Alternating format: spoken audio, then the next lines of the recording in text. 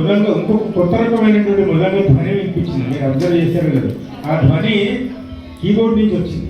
అది వాయించింది సంగీత్ సౌరభ్. ఆ అబ్బాయి కూడా గట్టిగా చెప్పచ్చు. ఆ తర్వాత చక్కటి లయలో వీళ్ళందరినీ కూడా ఎక్కడ దారి తప్పకుండా, అంటే ఒక 16 లేన్ రోడ్లో లేన్ క్రాస్ చేయకుండా అదే లేన్లో నడిపిస్తున్నటువంటి మృదంగ విద్వాంసులు శ్రీ టిపి బాలసుబ్రహ్మణ్యం గారికి, మరొక విద్వాంసుడు శ్రీ వీరస్వామి గారికి కూడా అభినందనలు. ఈ ఉత్సవంలో తర్వాతి సంకీర్తన అన్నమాచార్యుల వారు రాసింది.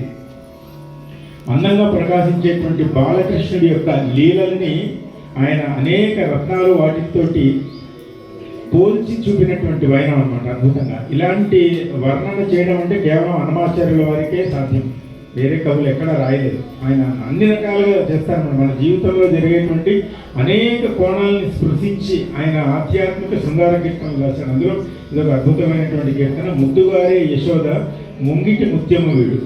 చాలామంది పాడేటప్పుడు ఏం చేస్తారంటే ముద్దుగారే యశోద అంటారు. అక్కడ ముద్దుగారేది యశోద కాదు, ముద్దుగారే యశోద ముంగిట ముత్యము వీడు అని కృష్ణుడు. అక్కడ మనం పాట ఆపేటప్పుడు దుడుపు గెలవని ఆపుతాం, అట్లా ఆపకూడదు.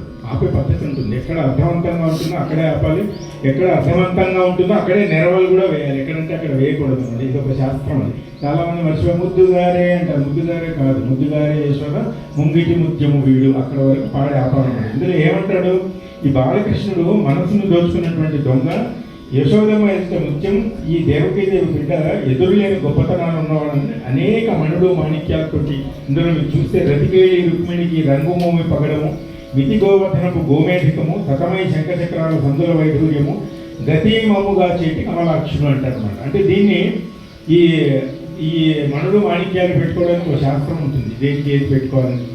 దానితో పోలిస్తూ కూడా ఈ కీర్తనని ఒక